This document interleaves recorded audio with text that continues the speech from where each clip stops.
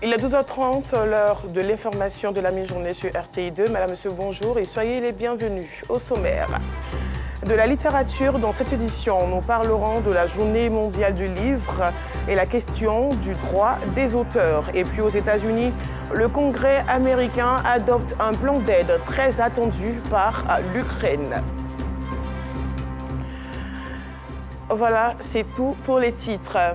La Journée mondiale du livre et du droit d'auteur, instaurée par l'UNESCO et célébrée tous les 23 avril, soulève des questions sur sa signification ainsi que sur le concept du droit d'auteur. Fidana Yeo, notre reporter, explore ces interrogations dans ce reportage. Le 23 avril est dédié à la célébration du livre et du droit d'auteur. Le choix de cette date a une importance symbolique.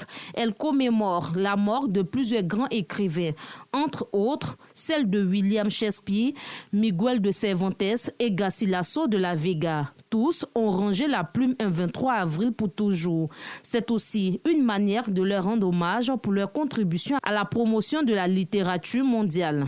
La lecture améliore la culture personnelle et l'expression chez l'adulte et l'enfant. La lecture elle est importante parce qu'elle permet à l'individu de se construire. Par la lecture, on se forme, on voyage sans bouger parce qu'à travers la lecture ou le livre, je peux connaître l'histoire ou bien tout ce qui est culture peut-être européenne ou occidentale sans me déplacer pour aller en Europe. Aujourd'hui, le monde est de plus en plus numérisé ou digitalisé. Le livre sous la forme papier imprimé fait de plus en plus place aux écrans numériques. Mon temps de travail ne me permet pas de lire certains livres de manière m'asseoir un peu lire.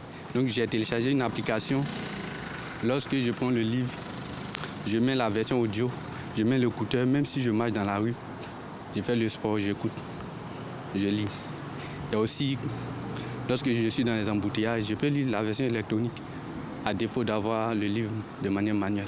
En dépit des nombreux avantages du numérique, certains amoureux de la lecture sont nostalgiques et continuent d'apprécier le charme intemporel du livre papier imprimé. Je préfère aller à la bibliothèque parce que quand tu vas à la bibliothèque, tu fais plus de recherches, tu apprends plus. Pourtant, quand tu vas, par exemple, en ligne pour chercher comme ça, là, tu n'as pas le temps de te concentrer réellement parce qu'il y a les messages qui viendront, des trucs qui vont venir. Pourtant, quand tu vas à la bibliothèque, tu as le temps de déposer ton téléphone et puis te concentrer réellement.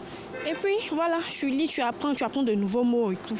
Donc, je préfère aller à la bibliothèque, c'est encore mieux. Est couplée à cette journée du livre, la protection des droits d'auteur. Cette combinaison est mieux clarifiée par Hélène Sophie Adioman, conseillère aux éditions Masaya. Le droit d'auteur a deux volets. Il y a le volet moral qui règle tout ce qui n'est pas financier et il y a les droits patrimoniaux qui règlent toute la question financière, économique et tout de l'auteur. Le droit d'auteur en Côte d'Ivoire est de 99 ans, on va dire. Déjà, l'auteur, de son vivant, jusqu'à ce qu'il décède, il bénéficie de ses droits d'auteur. Une fois qu'il décède, il y a une année civile qui va passer, et au bout de à la fin de l'année civile, vous avez les ayants droit bénéficient de 99 ans. Encore. Le livre continue de jouer un rôle primordial dans l'enracinement de la culture et de la société.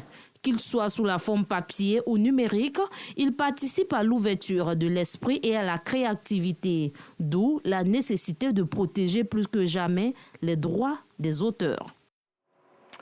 Le district d'Abidjan accueille un autre événement international. Du 16 au 19 mai 2024 prochain, la 5e édition du Salon international de la décoration ouvre ses portes.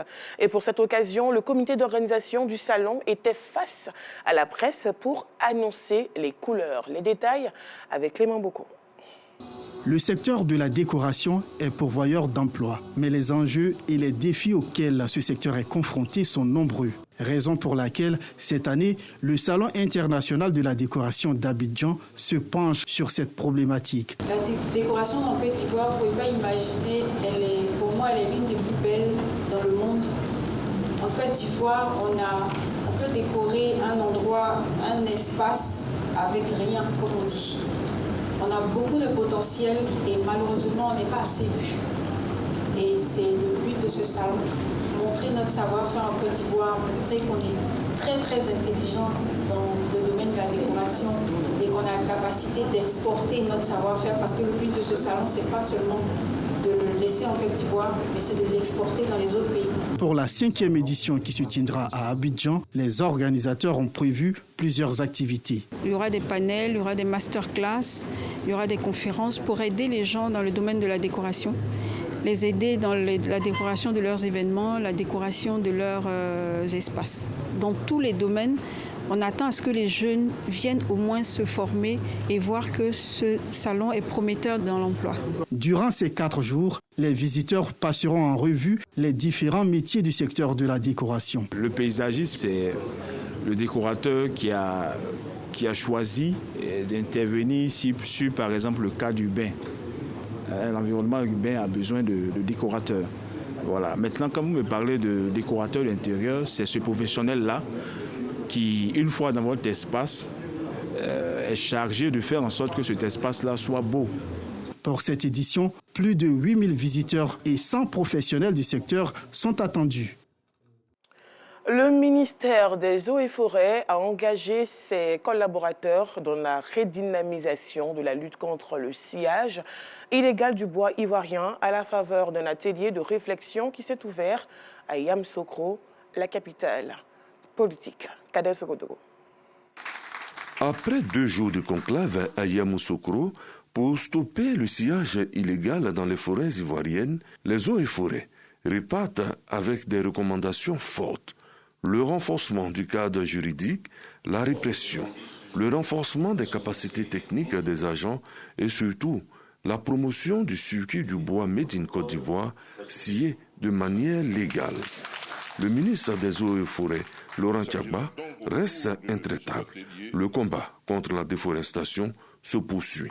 Je tiens à réaffirmer l'engagement ferme du président de la République et de l'ensemble du gouvernement ivoirien à nous accompagner dans la lutte sans relâche contre le sciage illégal et à promouvoir une exploitation légale et durable de nos ressources forestières.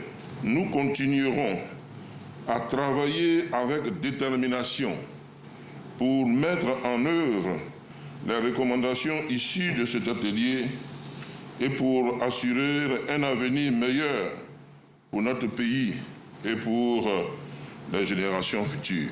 Avant de quitter Yamoussoukro, le ministre des Eaux et Forêts a invité ses collaborateurs à plus d'engagement et de responsabilité. À ce niveau, la tolérance zéro devient une réalité. Rendons-nous à plus de 100 km d'Abidjan, à Yakassé, à Tobrou, dans l'Agnébitiassa. La Fondation Acha, une organisation qui lutte pour l'autonomisation de la femme en milieu rural, surtout celle du monde agricole, a entrepris une série d'actions, notamment le financement des activités génératrices de revenus, l'alphabétisation et la formation à l'entrepreneuriat pour permettre aux femmes d'assurer leur autonomisation. Herman Niamien. Ce sont des piliers essentiels de l'autosuffisance alimentaire en Côte d'Ivoire. Mais malheureusement, elles éprouvent d'énormes difficultés pour mener à bien leurs activités, faute de moyens logistiques et financiers. Elles, ce sont les femmes rurales du monde agricole. À Djangobo, dans la sous-préfecture de Yakassé à Tobrou, la Fondation Acha a décidé de venir en aide à celles de la localité à travers l'octroi de petites enveloppes pour le financement d'activités génératrices de revenus, le financement d'un projet d'alphabétisation pour leur permettre de savoir lire et écrire, et enfin une formation sur les notions d'entrepreneuriat. Elles savent maintenant lire, écrire, on va leur enseigner. Une autre phase de notre programme, on va leur enseigner des notions de gestion, des notions de comptabilité minimale pour qu'elles puissent se prendre en charge. Pour la 3e édition du Acha Festival qui se tiendra en mai prochain, la femme rurale sera au cœur de l'événement. À cette cérémonie de lancement du festival, la marraine de la 3e édition et le préfet par intérim de Yakassé à Tobrou ont salué cette initiative.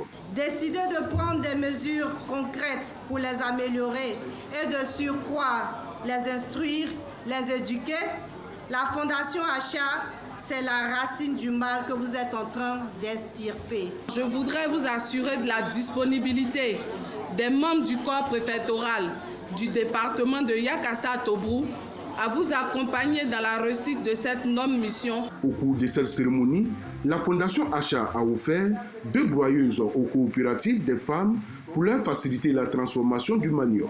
La pose de la première pierre du bâtiment devant abriter cette unité de transformation du manioc a eu lieu à cette occasion. On n'avait pas de soutien, mais aujourd'hui, en tout cas, je dis merci à la Fondation Acha et au général Clovis.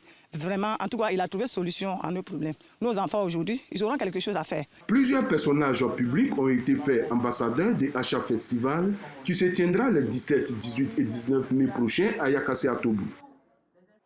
Au centre de la Côte d'Ivoire, dans le chef-lieu de la région du Nzi, à Bokanda, l'ONG Christ Ma Victoire était dans le village d'Amoroki pour apporter un soutien aux veuves et orphelins de la localité. À cette occasion, elle a fait plusieurs dons vivres et non-vivres. Emmanuel. Des sacs de riz, des bidons d'huile, des complets de pagne pour les veuves d'Amoroki, un village de la sous-préfecture de Bokanda. C'est un don de l'ONG Christ Ma Victoire.